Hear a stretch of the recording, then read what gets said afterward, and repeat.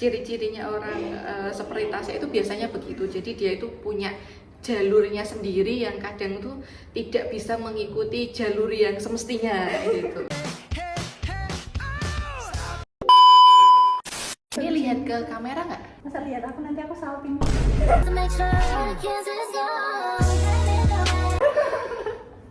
Oke, nggak ada yang openingnya sih guys. Aku langsung mau tanya-tanya ke Bunda. Aku Kalem loh ya, nggak bisa yang keren-keren begitu. sudah keren sih Bunda di mataku. Oh. Yang pertama ini sih first impression Bunda waktu pertama kali Tasya PKL di sini kan, pertama kali juga yang menerima tuh Bunda gitu. Terus habis itu lihat Tasya dulu masih piyi sama sekarang tuh gimana sih gitu. Dulu masih piik, emang sekarang udah dewasa. Tapi sekarang sepertinya masih piyi sih. Oke. Berapa tahun yang lalu sih pertama kali ketemu Tasya? Februari yang lalu. 1,5 tahun yang lalu. Pertama kali ketemu Tasya itu anaknya agak beda dibandingkan teman-teman yang lain gitu. Terlihat bedanya gitu. Kalau untuk ukuran siswa ini terlihat sepertinya anak ini agak menonjol gitu ya. Terlihat beda saja dibandingkan dengan teman-temannya seperti itu. Bedanya apa tuh? Bedanya apa ya? Mungkin termasuk spesies langka ya. Spesies langka ya. Karena mungkin termasuk murid SMK yang cukup berani ngomong. Yang mungkin dibandingkan teman-temannya yang lain itu lebih komunikatif, lebih berani ngomong dibandingkan dengan teman yang lain yang ada saat itu kayak gitu. Itu sih bedanya. Terus sama yang sekarang gimana Bunda? Sekarang setelah lulus dari SMK, setelah nggak pakai seragam gitu, terlihat sebagai orang yang lebih dewasa gitu ya. Kayak bukan tampilan lulusan anak SMK gitu. Jadi mungkin udah kayak mahasiswa semester akhir gitu ya. Itu antara tipis sama mukanya tua sih.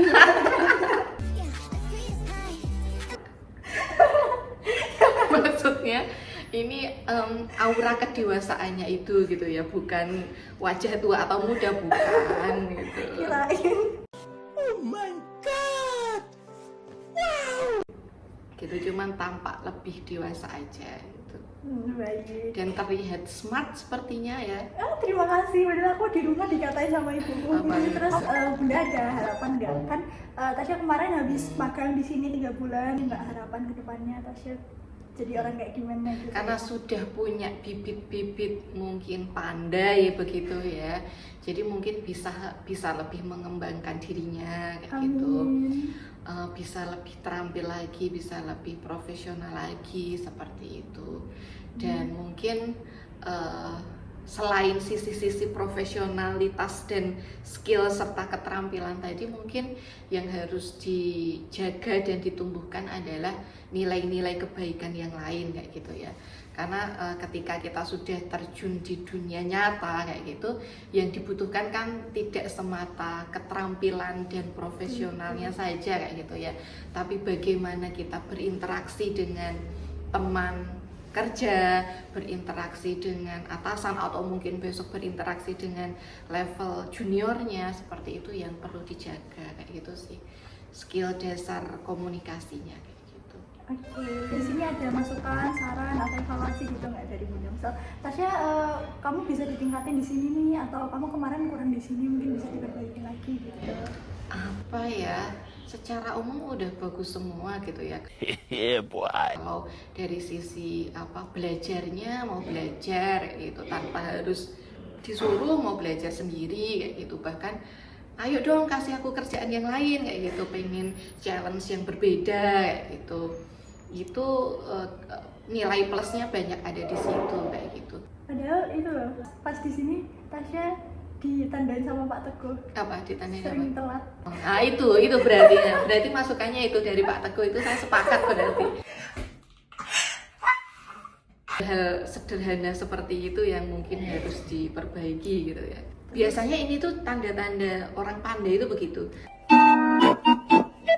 Orang cerdas tuh biasanya kayak gitu. Jadi dia tuh sering menabrak aturan kayak gitu ya. Itu salah satu cirinya gitu. Sebenarnya kalau Tasya lebih milih kuliah di swasta daripada di negeri, ini agak berat sih sepertinya. pribadi sih ya, ini opini saya ya. Kalau pendapat saya itu yang namanya kuliah gitu ya, kuliah itu kan bagian kecil dari proses pendidikan ya. Proses pendidikan itu ya bisa dilakukan di mana saja, tidak memandang harus negeri ataupun harus swastanya, tidak terikat dengan itu gitu ya. Yang paling penting ketika kita sudah memutuskan ingin melanjutkan ke jenjang pendidikan itu adalah kita tahu betul apa yang pengen kita pelajari di situ, apa yang kita pengen dapatkan di situ, itu kita paham itu, dan kita bisa optimal untuk menjalankan pendidikan di tempat yang memang sudah sesuai dengan keinginan kita. Oke. Terus sama terakhir, gimana sih Bunda enak nggak jadi owner? Langsung gini. Kenapa Bunda? Jadi owner tuh ya ada enaknya, ya ada berjuangnya. Kalau dibilang tidak enak tuh kok kayak tidak bersyukur gitu ya.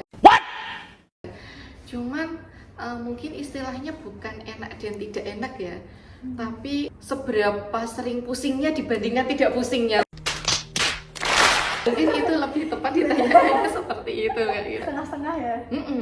Jadi kalau jadi owner tuh rasanya kayak mungkin orang lain melihatnya enak kayak gitu, nggak harus tiap hari ngantor, nggak harus tiap hari bekerja kayak gitu ya. Itu orang lain melihatnya kayak gitu ya. Padahal kalau jadi owner itu bahkan bermimpi pun yang dimimpikan adalah pekerjaan kayak gitu ya. Jadi ya kayak mau tidur aja tuh yang dipikirkan masih kerjaan kayak gitu. Cuman kan orang lain tidak melihatnya kayak gitu ya. Jadi kalau bisa dibilang hanya satu hari itu 24 jam, mungkin owner bisa kerjanya 25 jam sehari gitu, 8 hari seminggu kayak gitu ya. Wow. Itu yang tidak terlihat di luar kayak gitu. Berarti lebih banyak pusingnya ya Bunda. Jadi owner daripada tidak pusingnya. Biasanya jadi owner itu temennya ini Roma sama Milanta, asam lambung gitu ya, karena stres.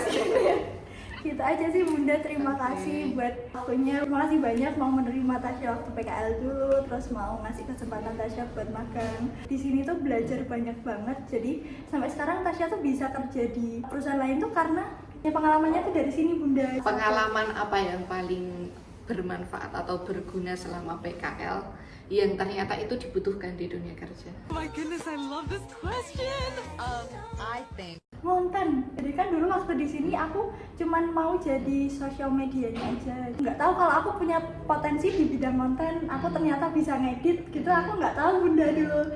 Terus habis itu di sini di challenge kan sama Mbak Devi juga dulu. Terus dilihat sama Bunda kan juga di cross check. Terus oh bagus nih kamu nyoba dong konten gitu. Terus kayak bener-bener baru kegalinya tuh di sini Bunda. Aku tahu potensi itu gitu. Jadi Eluria tuh bener-bener tempat pertama aku buat berkembang, first place gitu lah. Oh my god! Wow! Senang banget bisa kenal Bunda gitu kan. Biasanya kalau bos tuh pada killer, saya nggak mau tahu ya pokoknya besok gini gitu. Tapi kalau tipenya Bunda tuh terbuka gitu loh. Jadi kayak aku kan ngasih Bunda kayaknya kita kurang gini deh, sama Bunda tuh langsung kayak oh iya kurang gimana, oh ya udah besok kamu coba bikin gini ya. Jadi benar-benar open minded dan terbuka banget sih sama peluang-peluang dan masukan dari semua yang ada di sini. Oke, terima kasih. Itu memberikan aku pengalaman ya Bunda. Sama-sama.